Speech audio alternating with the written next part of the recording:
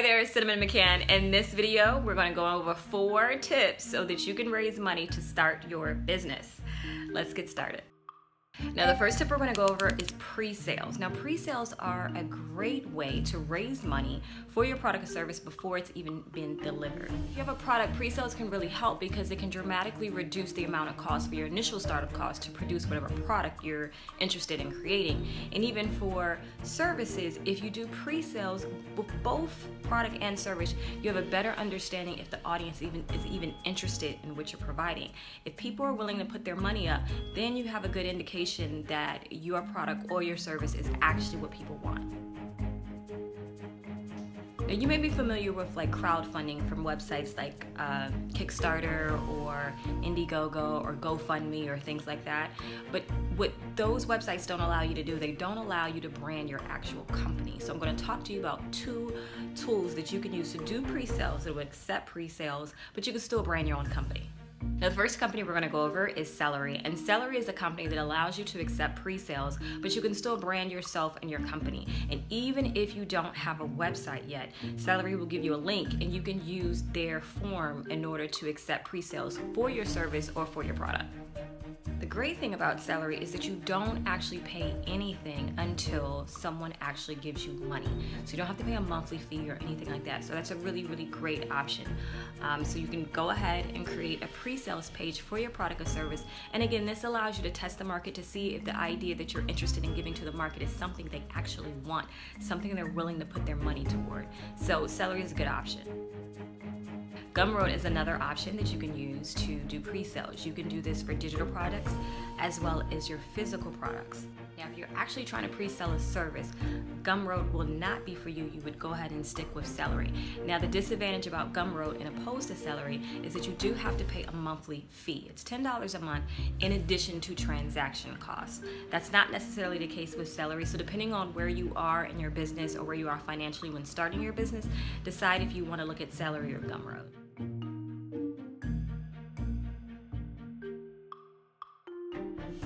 Okay, so the next tip are live streamathons. What is that? Okay, so I might be dating myself, but growing up, they used to have what's called telethons.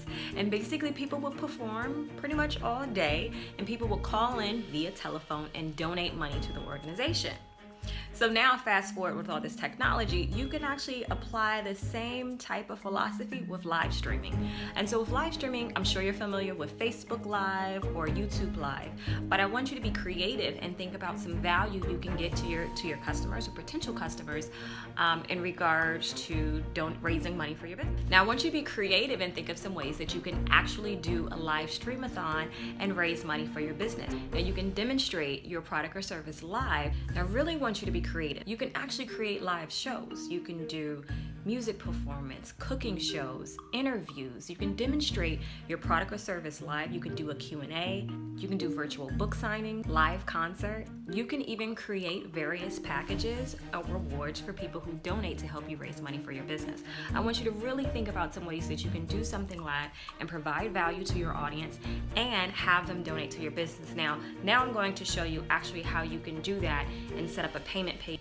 So this is an example of how you can create a one-page web location for your live streamathon. Now this page is provided by leadpages.com, or you can have any developer kind of create a page like this. It's really easy. You just need one page, and you can have an interactive Q&A section where you can have someone on your staff answer questions.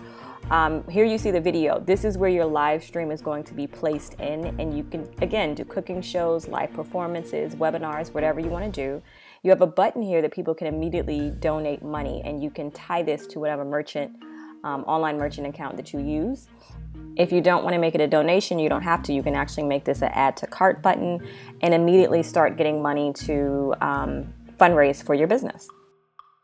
So the next tip is getting a loan from the Small Business Administration. They have what's called microloans. And to be honest, in regards to getting a loan from SBA is not easy typically when they're extremely large loans. But the microloan program has actually been really effective. They give you small loans, you pay the loans off, and then you can reapply and get larger loans and grow your business credit that way. So definitely look into the Small Business Administration's microloan.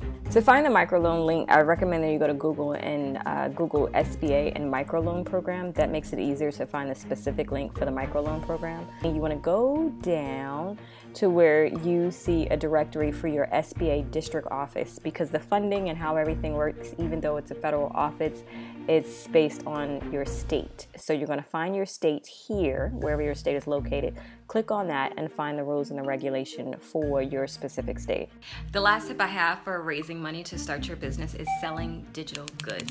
Digital goods are basically things that can be emailed or downloaded to your customer. The great thing about digital goods is that you don't really have an overall production cost as you would have with a physical good. So that way you can vary and there's an unlimited supply of it. So I want you to kind of think about the things that you know. Can you teach someone something? Can you perform and they purchase that? Do you have a movie? There's a variety of ways you can do this, and digital goods again are good because you can sell an unlimited supply and don't get caught up with the production costs. So let me show you how to do that a bit. I'm going to talk to you about a couple tools that you could use to sell digital goods. The first one is eJunkie, and eJunkie is a pioneer in regards to doing e-commerce and selling digital goods. They've been doing this for years and were one of the first. The thing that I like about eJunkie is it's very, very cost effective. There aren't any transaction fees or setup fees or limits or bandwidth like with other companies. And of course, we already talked about previously in this video of Gumroad. You can sell digital goods with Gumroad as well. I use them currently, I've used them in the past, and both eJunkie and Gumroad both have their pluses and minuses, so you need to check them out to see which is more important to you. Here's an example of a link of one of the books that I have that you don't need a website. They'll give you a link and you can literally just start selling from day one. And so basically the process, they give you the link, your customer comes here and they say they want it, they click the button, they put in their credit card information, and that's it. After that, immediately you're in business. Digital goods are a great way of either fundraising for your business or in addition to adding this as another arm of making revenue for your company. And that wraps it up. Hope you found this helpful. If you did, please be sure to share it with someone. So until next time.